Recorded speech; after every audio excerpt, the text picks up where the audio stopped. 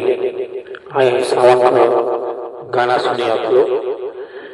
लेके कवरिया चल के बवरिया सावन में जलवा ढारी राजा जी, तो लेके बाबा धाम कवरिया जलवा ढारी राजा जी।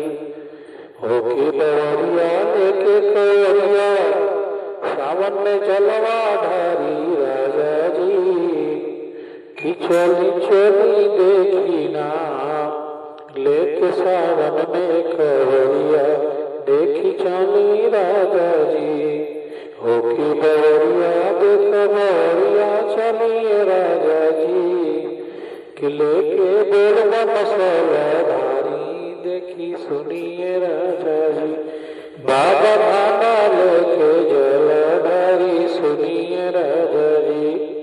सब लोग जाए पियर पगड़िया बांधी के राजा जी, सब लोग जाए पियर पगड़िया सुनिए राजा जी, कि बाबा धामा लोग जाए देखो कवरिया लगे जीना।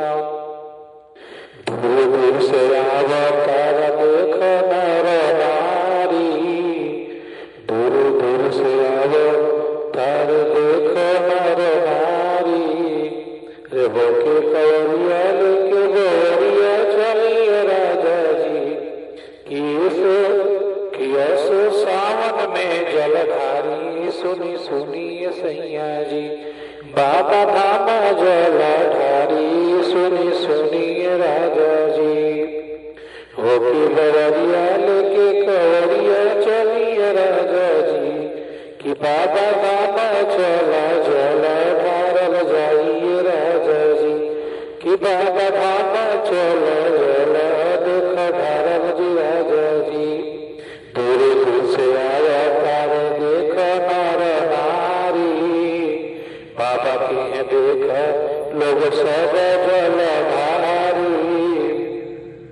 अरे होके बवरिया लेके कवरिया चलिए राजा जी, कि बाबा धामाया से चली जल भारी राजा जी।